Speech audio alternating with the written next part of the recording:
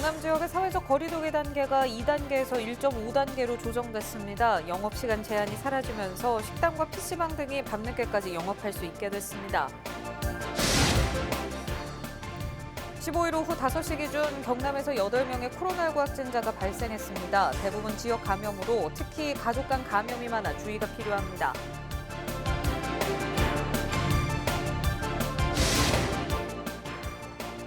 지난 설 연휴 기간 경남에선 112 신고와 교통사고는 줄었지만 가정폭력 신고가 증가한 것으로 조사됐습니다.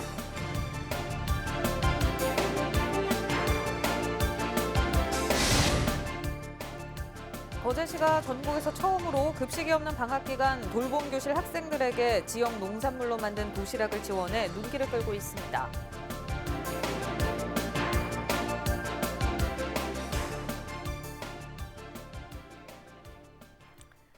시청자 여러분 안녕하십니까? 헬로티비 뉴스 경남입니다. 15일부터 수도권을 제외한 전국 모든 지역의 사회적 거리두기 단계가 완화됐습니다. 영업시간 제한이 사라지면서 식당과 PC방 등이 밤늦게까지 영업할 수 있게 됐는데요. 다만 5인 이상 사적 모임 금지 조치는 유지됩니다. 보도에 김수정 기자입니다. 그동안 밤 10시면 손님을 내보내야 했던 식당. 15일부터 사회적 거리두기 단계가 조정되면서 그나마 숨통을 트게 됐습니다. 대단히 반갑지. 근데 이제 만약에 진짜 풀린다면 뭐 아무래도 그래도 좀 낫겠지. 그리고 뭐 항상 이제 철저하게 해야 될 거고. 이제 우리 자영업자들은 굉장히 대한민국이고 지금 보니까 내가 희망이 좀 보인달까? 경남의 사회적 거리두기 단계가 2단계에서 1.5단계로 조정됐습니다. 식당과 카페, 노래방과 PC방, 실내 체육시설의 밤 10시까지던 영업시간 제한이 15일부터 사라졌습니다. 헌팅포차 같은 유흥업소는 핵심 방역수칙을 지켰다면 밤 10시까지 영업이 가능합니다. 결혼식과 장례식은 500명 미만이면 치를 수 있습니다. 종교시설의 정규 예배는 좌석수의 30% 이내로 인원수가 제한되고 모임이나 식사는 할 수 없습니다. 방역수칙을 지키지 않는다면 또다시 단기간 내에 단계를 또 상향 조정하는 상황이 올 수 있기 때문에 많은 도민들의 동참과 협력을 부탁드립니다. 5인 이상 사적인 모임 금지는 유지됩니다. 다만 직계가족이라면 사는 곳이 달라도 5명 이상 모일 수 있습니다. 직계가족은 조부모와 외조부모, 부모와 아들, 며느리, 딸, 사위, 손자, 손녀입니다. 형제, 자매는 포함되지 않습니다. 헬로티비 뉴스 김수정입니다. 15일 경남에서 8명의 코로나19 확진자가 발생했습니다. 밀양 3명, 창원과 양산 각 2명, 거제 1명으로 해외 입국 1명을 제외하면 모두 지역 감염입니다. 밀양 확진자 중 2명은 자매인 여자 어린이들로 전날 확진자인 경남 2057번의 가족입니다. 또 밀양 50대 여성을 비롯해 창원 20대 여성과 거제 50대 남성이 가족인 확진자와 접촉한 것으로 조사됐습니다. 15일 오후 5시 기준 경남 지역의 누적 확진자는 2,063명입니다. 지난 설 연휴 기간 경남에서 모두 18건의 코로나19 방역수칙 위반 사례가 적발됐습니다. 적발 유형은 5인 이상 사적 모임 제한 위반이 8건으로 가장 많았고 식당에서 마스크를 착용하지 않거나 임의용업소에서 출입자 명부를 제대로 작성하지 않은 곳 등입니다. 경남도는 위반 사항의 행정지도로 조치했다고 설명했습니다. 돌봄 교실에 아이를 맡겨야 하는 맞벌이 부부들은 급식이 나오지 않는 방학 기간 아이의 점심 걱정이 클 수밖에 없는데요. 거제시가 전국에서 처음으로 돌봄 교실 학생에게 도시락을 지원해 학부모들의 부담을 덜어주고 있습니다. 표영민 기자입니다. 거제의 한 초등학교. 10여 명의 학생이 방학을 맞아 돌봄 교실을 이용하고 있습니다. 주로 맞벌이 가정의 아이들로 늦은 시간까지 돌봄 교실에 있다 보니 급식이 중단되는 방학에는 학부모들의 고민이 깊어집니다. 점심 식사 때문에 어쩔 수 없이 아이를 집으로 데려오거나 이른 아침부터 도시락을 싸야 하기 때문입니다. 학부모들의 부담을 덜기 위해 지자체가 나섰습니다. 거제시가 전국에서 처음으로 초등학교 돌봄 학생 1,500명에게 도시락을 지원하기로 했습니다. 돌봄 교실 도시락 지원 사업은 학부모들의 고민이 담긴 미던글을 놓치지 않은 한 공무원의 작은 아이디어로 시작됐습니다. 학부모 입장에서는 맞벌이나 보통 취약계층의 이제 아이들이 돌봄 교실을 이용하는데 그 도시락을 싸는 데 대한 고충이 엄청나거든요. 일단 그거를 해결하는 게 주 목적이었고 물론 반응은 폭발적이었죠. 돌봄 교실에 지원되는 도시락에는 지역 청년 농부들이 생산한 농산물이 사용됩니다. 지역에서 생산된 신선한 재료는 예비 사회적 기업에서 아이들을 위한 건강한 도시락으로 재탄생합니다. 거제시에 있는 로컬푸드를 활용하여 안전하고 건강한 맛있는 도시락을 만들고요. 또한 어머님들의 손맛을 이용하기 때문에 화학 조미료를 사용하지 않고 천연 재료를 사용해서 아이들에게 성장 발육에 도움이 되는 맛있는 건강 도시락을 만들고 있습니다. 거제시는 돌봄교실 도시락 지원을 통해 학부모의 어려움 해결과 농민 소득 증대 등 일석이조의 효과를 얻고 있습니다. 이러한 순기능이 알려지면서 거제뿐만 아니라 밀양과 양산, 남해 등으로 도시락 지원 사업이 확산되고 있습니다. 거제시는 돌봄교실 도시락 지원 사업을 시작으로 지역 농산물을 활용한 다양한 사업을 발굴해 나갈 방침입니다. 헬로티비 뉴스 표영민입니다. 설 연휴 기간 포근한 날씨가 이어지면서 전국의 대기질이 좋지 못했습니다. 이번 주는 다시 기온이 크게 떨어진다고 하는데요. 자세한 날씨 상황 김승배 기상산업협회 본부장과 화상 연결해 이야기 나눠보겠습니다. 네, 본부장님 안녕하십니까? 한동안 따뜻한 봄 날씨가 이어졌는데요. 이번 주 영하 10도 안팎의 강추위가 찾아온다고요? 네, 그렇습니다. 포근한 설 연휴를 보냈는데 15일 낮부터 북쪽에서 찬 공기가 내려오면서 기온이 떨어지기 시작해서 17일 이번 한파의 정점이 될 것으로 보입니다. 서울 아침 최저 기온이 영하 10도, 낮 기온이 해가 떠 있는 낮에도 영하 5도까지밖에 못 올라가니까 네. 이번 찬 공기의 그 위력을 짐작해 볼 수 있습니다.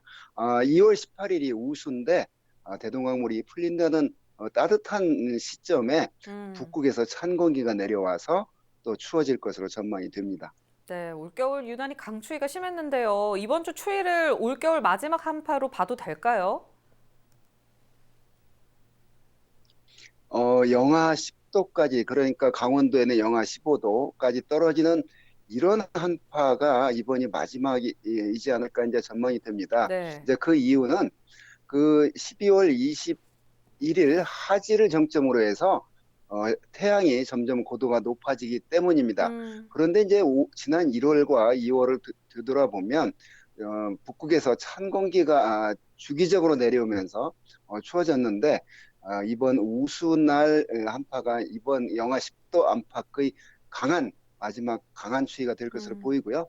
그러나 3월에 들어서도 아침 기온이 영하 3도 내지 4도 떨어지는 우리가 말하는 꽃샘 추위는 두서너 차례 또 나타날 것으로 전망이 되니까 완전히 추위가 끝났다 이렇게 표현보다는 이런 강한 한파는 이번이 마지막일 것이다 이렇게 보여집니다. 네, 알겠습니다. 연휴 기간 미세먼지도 심했거든요. 날씨가 추워지면 먼지가 사라졌다가 날이 다시 따뜻해지면 대기질이 안 좋아지는 이런 상황이 반복되고 있는데 이번 주 강추위가 물러가면 미세먼지는 어떻게 될 걸로 전망하십니까? 겨울철에 사만사원 대신 오죽하면 사만사미라는 말이 신조어가 생겨났거든요. 사나흘 춥고 사나흘 따뜻한 그날에 미세먼지가 높다 이제 이런 뜻인데요.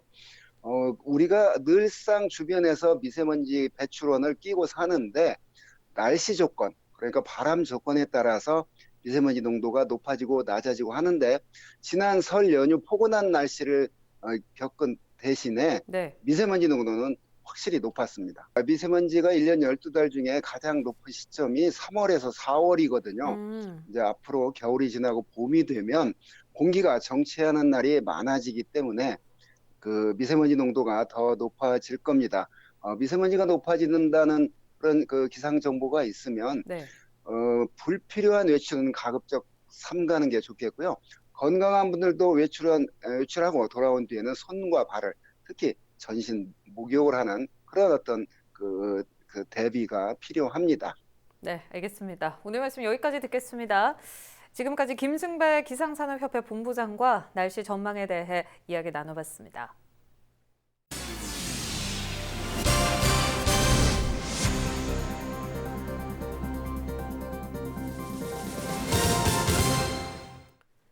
지난 설 연휴 경남에선 112 신고와 교통사고는 줄었지만 가정폭력 신고는 늘었습니다. 설 연휴 하루 평균 112 신고는 2,457건으로 지난해보다 170여 건이 줄었습니다. 교통사고는 지난해 66건에서 올해 65건, 부상자는 지난해 118명에서 올해 78명으로 각각 줄어든 것으로 조사됐습니다. 반면 올해 신고된 가정폭력은 모두 192건, 하루 평균 48건으로 지난해 41.3건보다 약 16% 늘어난 것으로 나타났습니다. 15일 오후 3시 50분쯤 창원시 진해구 평박고개 인근 도로에서 달리던 시내버스에 불이 났습니다. 버스가 모두 불에 타 소방서 추산 약 4억 원의 재산 피해가 발생했으며 다행히 인명피해는 없었습니다. 소방당국은 버스 지붕에서 불이 난다는 최초 신고자의 진술을 토대로 정확한 화재 원인을 조사하고 있습니다.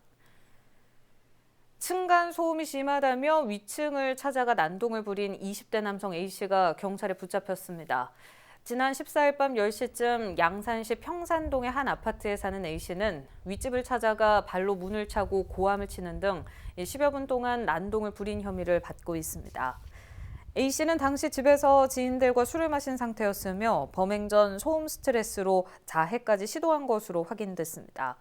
경찰은 실제 층간소음이 있었는지 여부는 확인되지 않았다고 밝혔습니다. 15일 새벽 2시 10분쯤 거제시 연초면의 3층짜리 연립주택 3층에서 화재가 발생했습니다. 이 불로 60대 여성 1명이 연기를 마셔 병원으로 옮겨졌으며 주민 10여 명이 대피하는 소동을 빚었습니다. 경찰과 소방당국은 부엌에서 불이 시작된 것으로 추정하고 정확한 화재 원인을 조사하고 있습니다.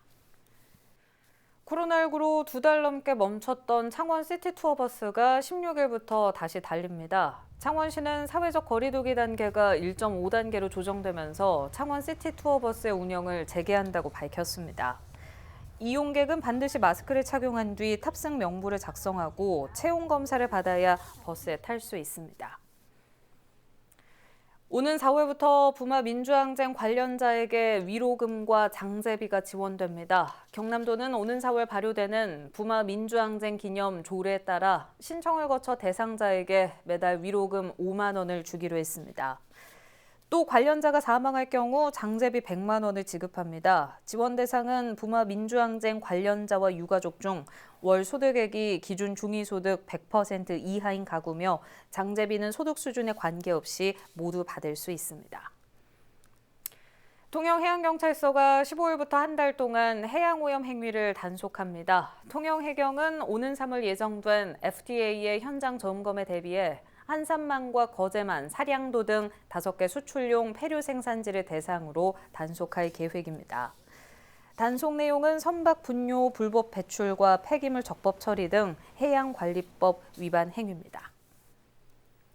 삼성중공업이 아시아 지역 선주로부터 초대형 LNG 연료 추진 컨테이너선 5척을 수주했습니다. 수주한 선박은 LNG를 추진 연료로 사용하는 친환경 선박으로 계약 규모는 7,812억 원입니다. 삼성중공업은 현재까지 LNG 운반선과 컨테이너선 등 총 10척, 1조 4천여억 원을 수주해 올해 목표액의 17%를 달성했습니다. 양산 부산대병원이 울산 경남권 희귀질환 권역별 거점센터로 지정됐습니다. 질병관리청은 희귀질환을 앓는 환자의 진단과 치료를 위해 전국 12개 거점센터를 운영한다고 밝혔습니다. 권역별 거점센터로 지정되면 3년 동안 매년 1억 2천만 원의 운영비를 지원받아 희귀질환 전문 클리닉을 운영하고 의료 인력을 교육합니다.